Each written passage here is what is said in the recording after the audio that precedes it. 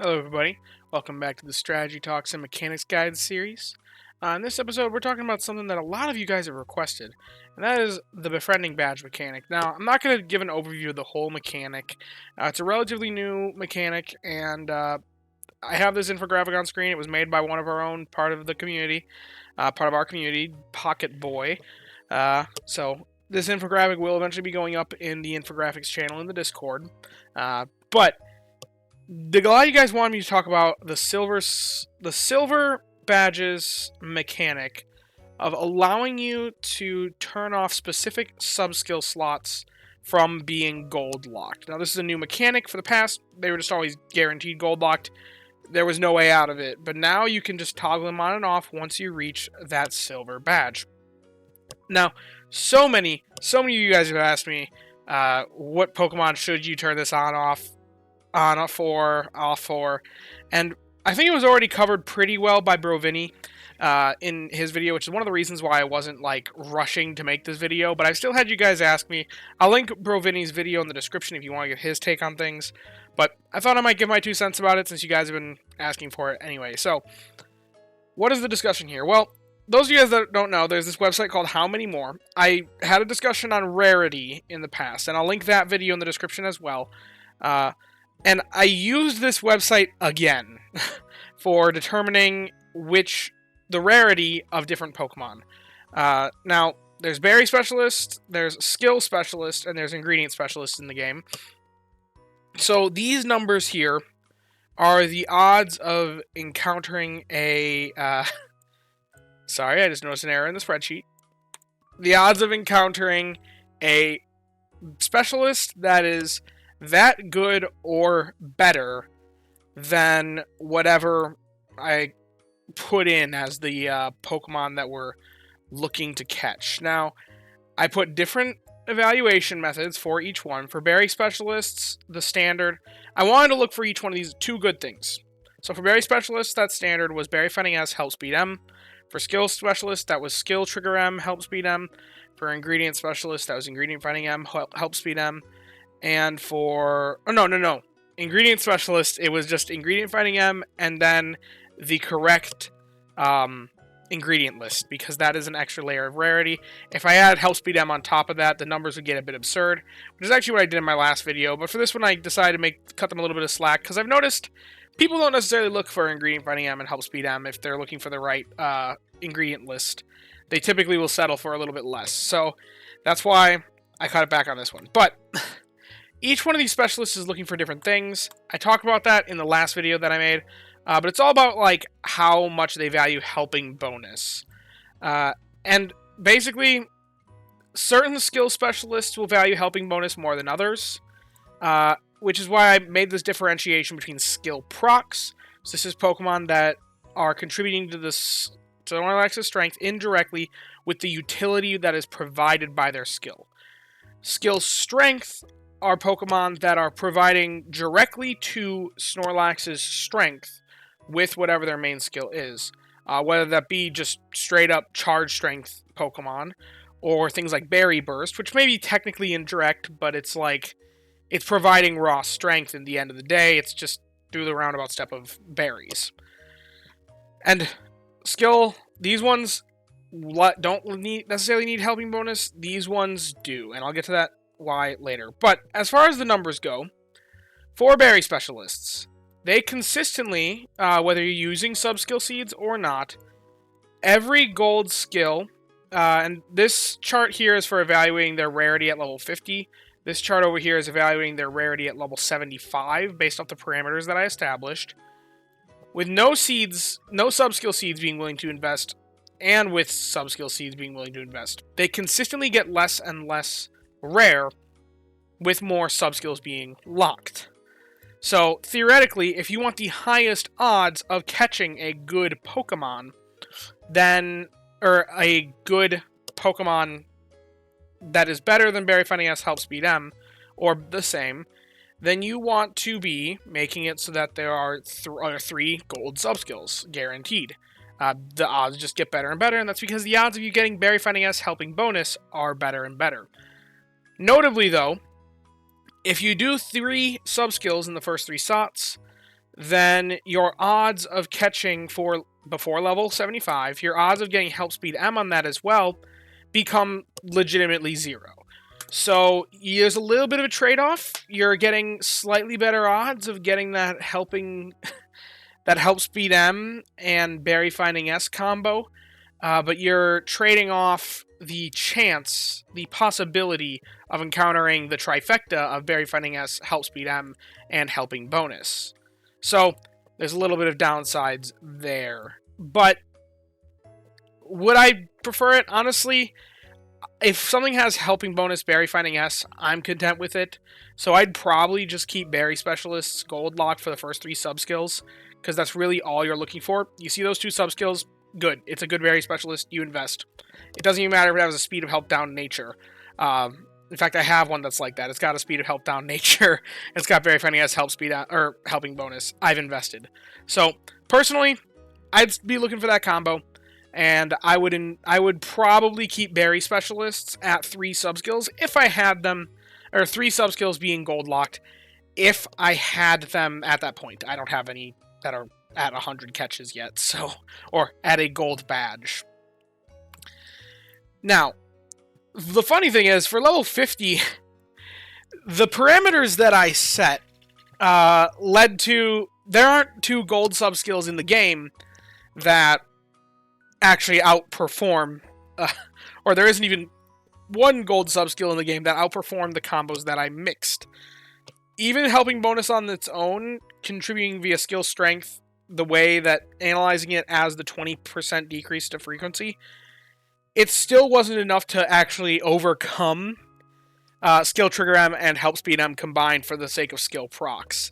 So it actually just spit out infinity when I ran those calculations at level 50, because it's guaranteed gold skills. You're not going to get that combo. You're not going to get a skill trigger sub-skill. So for skill, and you're not going to get an ingredient finding sub-skill in those first 3 if you have it that way. So I'd highly recommend for these 3, even though a skill strength one would like berry finding S and helping bonus, it also really likes skill trigger M. It is probably the top tier sub-skill for those type of Pokemon, even though helping bonus is amazing. So I'd still advise, even on these type of Pokemon, not going quite as far as 3 gold sub-skills.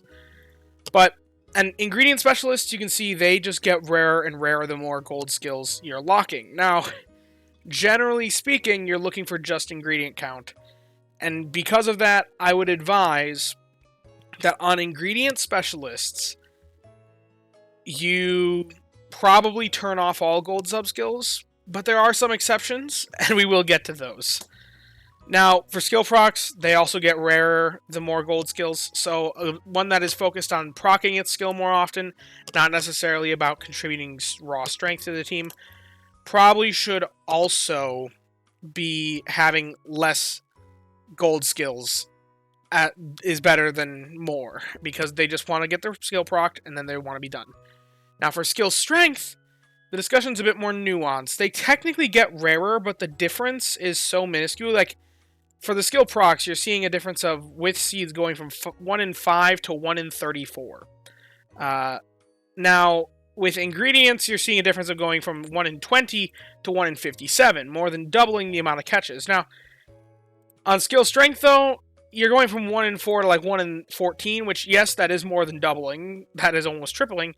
But it's a lot more reasonable of a difference to go to 1 in 13 and still have the odds of getting that helping bonus, having higher likelihood of getting helping bonus on your Pokemon that lands right in every other way. I think it's a fair trade-off. Now, I probably wouldn't go for 2 sub-skills because there's only 1 guaranteed that you really want, and that's helping bonus on these type of Pokemon. Berry Finding S isn't bad. It is a pretty good sub-skill. So you might get Berry Finding S helping bonus, and then it can be used as like a pseudo berry specialist. But I'd probably stick to just 1, maybe 2 gold sub-skill on these type of skill specialists. On these ones, probably 0. On these on ingredient specialists, probably 0 as well. Berry specialists, probably just use as many gold sub-skills as possible.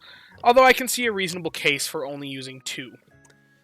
Now, You can also see that Berry Finding S helping bonus gets more common, the more gold sub-skills are locked, of course. And then over here we have for level 75, and you can see that if you're willing to take a Pokemon out to level 75, the amount of Pokemon, this is the denominator of the odds. The denominator of the odds get slimmer, or gets lower and lower, so the odds of catching a good one stays relatively low if you're willing to invest them out to level 75, comparative to only investing to level 50. So it's no longer infinity in the last column because the level 75 subskill can be a good subskill. And for these other ones, you can see that they're all significantly lower than what it was over here because you have an extra subskill in the pool where something good could be generated. And if you're willing to take them out to level 75, the odds really are not that bad. Even for not being able to invest seeds as a free-to-play player, the odds are still only like 1 in 31 with 2 gold subskills locked. Still wouldn't recommend 3, just because there's no real purpose. But I'd say that's all the information you really need to know for making an educated decision. You can look at the numbers here. Remember, these are the denominator of the odds. So if you see 13.11, that means 1 over 13.11. Now, what Pokemon are each type, direct strength or proc-based? I've kind of categorized the skills. So, ones that are direct strength skills, we have Charge Strength, which includes Stockpile and Bad Dreams. Extra Helpful, I think, falls into this as well, especially since they benefit pretty well from Berry Finding S and Helping Bonus. And then Berry Burst, as we discussed. Those are all what I consider direct strength subskills. Now, proc-based ones are the ones, like I said, providing utility. Tasty Chance is a purely utility skill and probably the biggest case for a proc-based skill out there. Just because it is, you want to run the Dedenne, proc it once, twice, maybe 3 times if you're making a really powerful meal, and take it off the team. It's not going to stay on your team very long, so it doesn't get that much value out of Helping Bonus. It doesn't really gain that much value from Berry Finding S. So you really don't want any gold subskills on it, because even the ones that are good aren't that good in the grand scheme of things. Ingredient Magnet is providing you with ingredients to fill your pot with, fill your bag. Maybe getting you those tails for other weeks, like strong weeks that you want to push. Metronome doesn't really know what it's doing because it's literally just defined as being completely random, but it if you're running a Togekiss, you're not looking for direct strength. You're looking to have fun, and you're looking to gamble with the Metronome skill. So that's why I put it under proc-based. Dream Shard Magnets, you're really not worrying about Snorlax strength with that, as it literally doesn't give you Snorlax strength in any capacity at all. You're just looking to collect Dream Shards. Cooking Power Up, you're looking to get as many procs as possible to make sure your pot is increased to the size that you need it to be in order to make whatever meal you are targeting.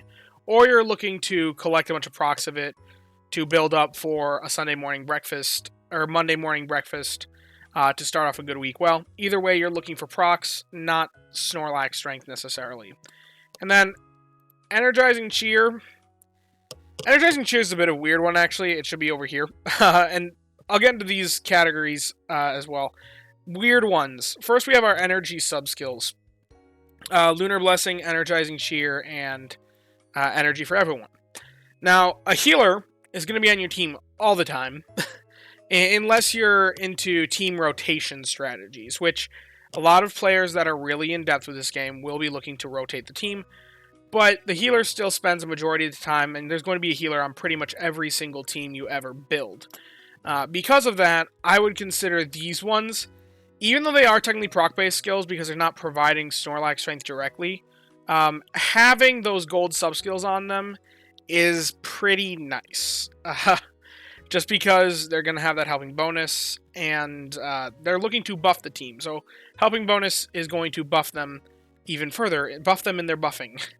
So that's why I think they would probably be more of a direct strength.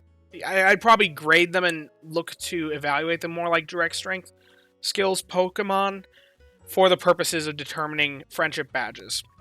Lunar Blessing is also kind of weird because it is also energy for everyone, but is even more so direct strength because it also has the added Berry Burst component to it, so it definitely goes over here. And then Moonlight is especially weird. It's an energizing effect, but you're not really actually looking much for Moonlight specifically. You're looking more for berries on the Pokemon because it's healing itself. And we want the fact that Umbreon, specifically, we want it to be providing strength itself without the main skill, because its main skill really doesn't provide strength to Snorlax in any way, similar to Dream Shard Magnet. But Dream Shard Magnet actually provides something of value in Dream Shards.